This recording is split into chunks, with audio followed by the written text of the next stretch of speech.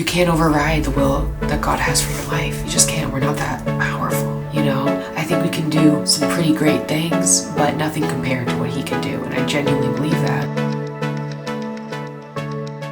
This is just one of those Saturdays. Literally 7 a.m. and I jumped out of bed. I launched like a rocket and I'm at like full energy. And this is what I'll also say. I've taken care of myself this week. We're talking water. The reset that I was pretty stressed about last week actually sent me forward. The healthy habits that I intentionally chose to do, well, they're actually benefiting me, which is pretty exciting. We have a full Saturday in front of us. It's 7:30 a.m. We were just gonna walk today because I'm meeting Kaylin to go to Santa Monica to do our little morning girly walk. But I'm actually feeling very motivated to work out before. I'm in transformer mode, guys. I feel like I look more awake, much more awake than I did on my last week vlog.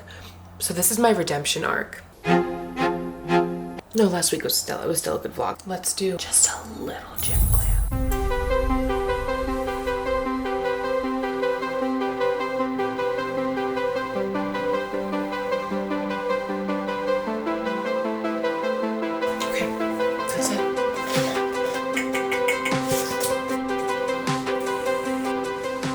Vitamins, we took our creatine, we did our gym glam, and now we are going to get a little coffee. I do drink a lot of coffee. It's not a habit I'm inclined to change at this time. Those are all my comments.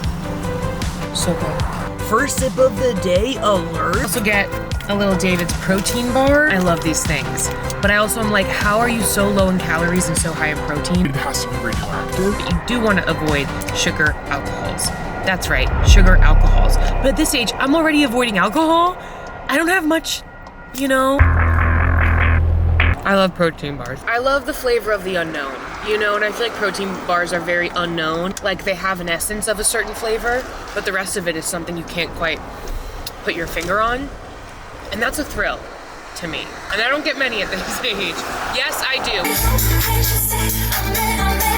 Okay, we finished our workout. We feel amazing. I am so happy to be alive. Yes! It's a good Saturday, guys. You hear that, family? It's a good Saturday. So we're gonna head to Kaylin's now. We have a whole week's worth of catch up. Santa Monica for some sun and a beach walk, and then we're going to Joe and the Juice for lunch. We're gonna post some content, and then we are gonna get ready to go out. No, we're so excited. We're going to Silver Lake. So like, my question is, where's the Golden Lake? You know what I'm saying? Did someone come up with that name first? And then they were like, it's not that good. It's something to ponder. Anyway, I'm gonna head to Kaylin's now. All right, you guys. We just got to our coffee spot. I'm really excited. Yeah. I'm just grateful for sun. I'm grateful to live in the wonderful state of California. Let me tasse. Is it Italian? Now we're gonna head over to the beach to get our steps in. ASMR.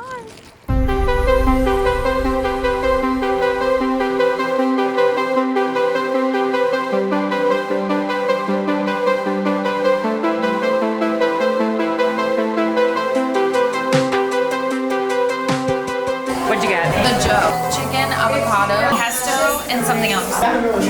Tomato.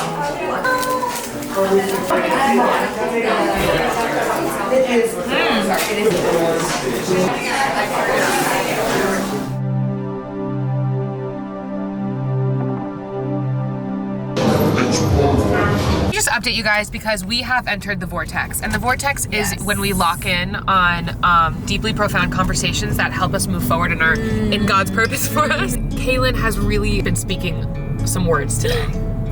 Thank you. That actually may change my life in pivotal ways. Yeah. Stay tuned for that. Stay tuned for the pivotal ways. Pivotal ways OTW. Pivoting on the way. En route to pivot. I was just telling her, like I was showing her my stand-up videos because I post some clips here and there. Yes. It's hard to be the editor of your own stand-up because there are so many elements going on, and a lot of those things I'm obsessing about as I'm like trying to figure out, you know, this is what a live audience enjoyed or didn't. Might a virtual audience enjoy a different part that the live audience didn't? There's just all these things going on. Mm-hmm. And Kaylin said, I wish that the clips you post from your stand-up were longer. I think because I know you so well, and I know that this is such an important pursuit of yours, and we kind of share a brain cell. So I also feel like there's a deeper level of discernment and connection that maybe the average viewer wouldn't think this far into it. But when I see it, I'm like, I wonder if she's editing this under a critical lens, because usually I see the stand-up video before you share it. So by the time I see the shared version on Instagram or TikTok, it's a much more edited down version. And sometimes I feel like it's edited too much, like you're cutting out too much, it's ending too soon. And I just suggested maybe challenge yourself. You lean that way, challenging yourself to lean the opposite, expand your comfort zone, and maybe include more of the context in there, even if in the video you don't hear as many laughs to that one part. It still is funny. Oh, that's hard. I know. That's where I struggle. When you watch a stand-up clip, half of what makes it so funny is that you hear a whole audience roaring. And sometimes, you cannot blame the audience, but every now and then there will be something that doesn't land in the way that I expected it was gonna land, but it was a good joke, and I feel that way even after the fact. After watching, I'm like, this was good. Why is no one laughing? But Feels like it ruins the video, which... I know, but the fact that you Here like I go it. blaming the audience. Well, and also the fact that you like it, I think is reason enough to include it. And I guarantee when I'm thinking of stand-up videos I'm watching, yes, obviously the laughs are in there, but it's not like after every line they say, there's a laugh. No, you're right. You're right. Because sometimes I'll actually be like, I'll think something is the punchline, but it's actually still the build-up. Exactly, but it's important to, it's still important to say it. And I think you post both versions. I think you post the version you're naturally inclined to edit, and then I also think you create a longer version where you have to like challenge yourself more, and you share that too. Because worst case scenario, which is actually still a really good scenario, is you get more content out there. I know. We are also discussing how like we think every single thing we post is like the end all be all, the thing that defines our entire page. No one's going back to your page to like evaluate, you know, the amount of times you're posting something. Like no, they're just seeing it on their algorithm. They're either laughing or they're not, and they're moving on. Or they're not seeing your video at all for whatever reason. It just happens that, you know, but no one's, most of the time, no one's going to your page and being like, funny, not funny, funny, not funny. If you splice them up and get more content out there, there's a chance that they might see at least one of them, instead of only putting one out there and banking all your chances on that. And the people who are going to your profile probably, you know, might have enough interest to just love what you do, generally. You know, those kind of people who are invested in what else you do probably don't care how many times you go viral. They're just there because maybe they did see something in you when they came across a random video of you, and now they want to know more. But if you give them nothing to work with, then they can't know anything at all.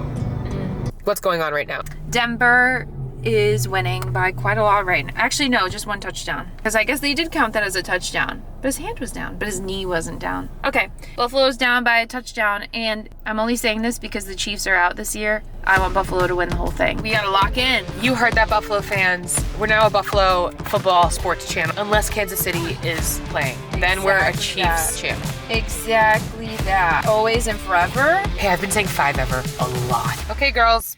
We love you guys. Love you guys. So we just got home from Marshall's. We got a few new things. I'm about to get ready. I have to leave in an hour. In true Clotilda time, that's like 3 days to get ready. I'm very excited for my outfit. You guys are about to witness the evolution of something truly great. Let's get ready. Period. Full stop. Over and out. Well, yes. This might be one of my favorites all year. And I say that every weekend I put on an outfit I love. But I really feel strongly about this one. There's boots. We're ready. We're so ready. If we were any more ready, we would be going to space. But we don't do that because we don't have to do that. We stay right where we are. And we go to Silver Lake. A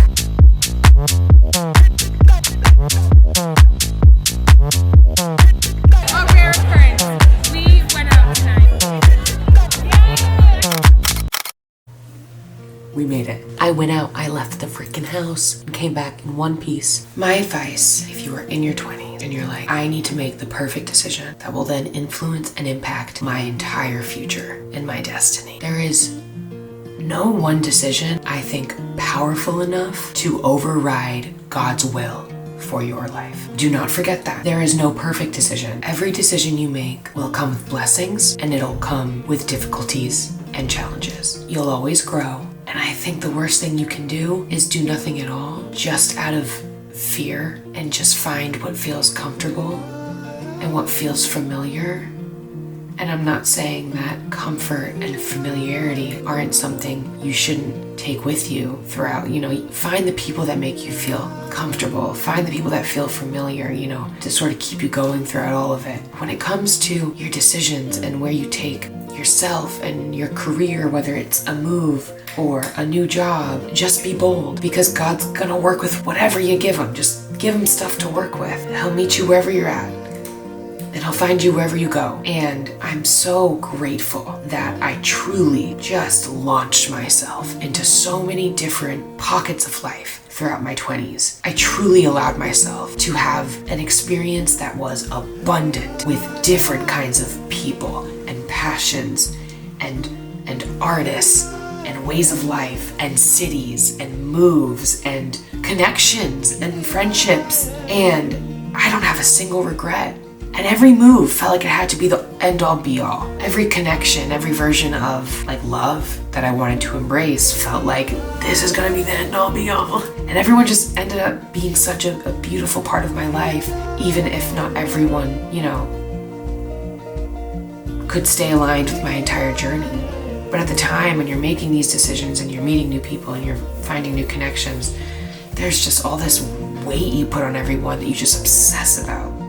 Or if it comes to making the right job choice or whatever it is. And it's just so crazy to me, because you can't override the will that God has for your life. You just can't. We're not that powerful, I think we can do some pretty great things, but nothing compared to what he can do. And I genuinely believe that, because it's happened in my life so many times in inexplicable ways where I've tried to have the power and I've tried to will myself to so many places that had I done that, I would not be who I am today. And I think I'd be in a much different and worse off place than I am now, having allowed him, which he's gonna do regardless, but having allowed him to just override his will on my life so many times when I tried to do things myself. And it's not because he's mean and he doesn't want us to get what we want. I truly think that when a dream is on our heart, a passion is on our heart, it's there for a reason. And he's gonna take care of it in due time. But we're human, so we just don't have proof that certain things are gonna come to fruition. So we obsess, we freak out, and we try to take control. We try to do what he can do literally overnight. And I'm not saying that the process of going after your dreams and committing yourself to something and believing that you can do it isn't so empowering, because it is. But often I'd rather be shocked and amazed by a true God miracle, and when it's so obvious that it's him, than feeling like I just got there all on my own, by my own will and hard work, because it takes a lot of work to do a lot of things. And I'm not saying that hard work doesn't pay off, because it definitely does. There's just so much of this journey that we're supposed to enjoy. There were nights I was at open mic in Kansas City, about to go on stage and sing something. It was something I just wrote with a friend, and surrounded by artists, but still stressing about my future and paying rent and all of these things. And I remember those moments feeling so end all be all,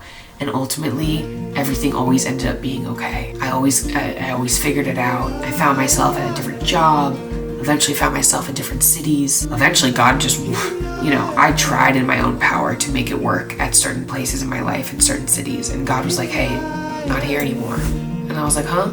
But I love it here. And he was like, yeah, you're packing it up.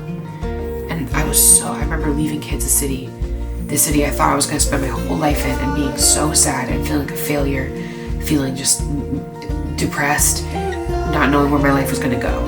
Had you told me that, 2 years later, not even, I'd be in California, fully working a very cool job, doing what I love, doing comedy, having released a song, all of these things that's just at one point kept me up at night. I wanted to do them so bad. But when I thought it was all up to me, it was just too much pressure. I almost couldn't live with that pressure, because every day I felt like I was in a deficit, because if it was always up to me, then it always meant that I had to be putting in constant effort, constant work. Even if it just meant truly believing that I could do something. Sometimes even the maintenance of the mind and keeping it in a certain place is also work. And it's just my belief that God can override all of that and make it happen anyway and work miracles, And if those miracles aren't so quickly coming to fruition, there's a reason for that, and there's things we have to learn before they happen. And right now it frustrates us. But when those things happen, we're like, okay, I am So grateful. God, there's so many things that if I had gotten 100% success in that exact area, I don't think I'd have good fruit in my life right now. Because wherever I was at that point still had so many weeds in it. And it's like, I would have taken the weeds with me and they would have grown on everything in my life. And then I would have had to eventually at some point in my life cut them all off and go through that again. And I'd rather start with nothing again. I'd rather, even though when I had to leave Kansas City and it felt like I was starting completely over, that I felt like such a failure. I'm just so grateful to have the opportunity to feel like I was kind of starting from nothing again, go through like something of like a purification process, because our 20s is a lot. We're learning so much about ourselves. We're trying different things. We're testing our beliefs. We're making decisions through testing our beliefs that aren't always good for us, but they're just things that we feel like we have to do to just like learn more about life. And it makes so much sense that we do those things. So then I think you get to your late 20s and it's like, oh my God, that was so much. And God's like, hold up, I can make this all right again. Just let me cook. And that's what I felt like this last year was. And I finally feel renewed and certain and confident. And I wasn't that way for about 2 years there. It was very hard. Maybe a little bit more than that even. Maybe 3 years, it was hard. And I was confused. Why do I feel this way? Why do I feel so anxious all the time? Why can't I just be bold? Why can't I just be confident? Like, I feel like I lost who I was when I was younger. And so discerning and certain. And I felt like I was like leading people. And then 26 came and everything just felt like it collapsed. And I just, felt like a different person and a failure. So much of the fruit in my life now has actually come from this really gracious and nurturing, slow and, nurturing is a really good word, gradual timeline of friends that have been sent my way that have changed my mindset and made me more confident about myself and made me happy and joyful. And just little things here and there that have slowly and kindly added to my quality of life in unsurmountable ways, to the point where I can now genuinely say that I am so in love with my life, you guys, and confident in who I am. But that was so not the case for so long. It felt like I would never get out of that. And God is a redeemer. He redeems all. A lot of the human experience, I feel like, is just far too complicated to figure out all on our own. We just can't. We're so limited by our own humanness. There's only so much we know and can do, so to rely on the God who created this earth, if you can do that, if you're in your early 20s and everything has so much weight to it, just know that you're gonna look back and be so grateful that you went on all the little adventures that you did, whether it's that random job at a juicery. I worked at a juicery. An underground jazz bar. I also worked at a jazz bar. Landscaping. I also landscaped. That guy you weren't totally sure about, but you decided to kind of go for it anyway, explore the connection. Maybe he didn't end up being your husband, but you learned so much about love, and it just doesn't have the weight that we think it does. We cannot override his will for our life. It's not our job. It's just not. Don't be shy in spreading your light. You'll take on these new adventures and they'll be scary at first. A new city, new job, new, partner, whatever it is. You'll take on all these different new versions of life. And at first they'll all probably be a little disorienting. And you'll question if it's God's will for you. But then you'll start to sort of gain a little rhythm and a momentum, and you'll learn things and the blessings will find you. Don't have regret, but then also don't put the pressure on yourself that the destiny is completely yours to create, because there is a far bigger source that makes those decisions, and we can have those conversations with him. We can tell him everything we want and he's listening. So power of prayer, but ultimately just allow yourself to live and to love and to Lord. And, I'm coming up on 29 now. It's my last year of my 20s. And I can fully say that I lived them out in every single way I think you're supposed to. I moved to 5 different cities. I did 12 different passions. I wrote a poetry book. I fell in love many times in many different ways. I like just went for it again and again and again and again and again. Felt like a failure some days, felt on top of the world other days. Both feelings passed. And ultimately I ended up here and fine. And in California and still in love with my life. You know, it's like, just do it. But that's my word for tonight. That's the end of this vlog. I love you guys. Thanks for listening. And I'll talk to you soon.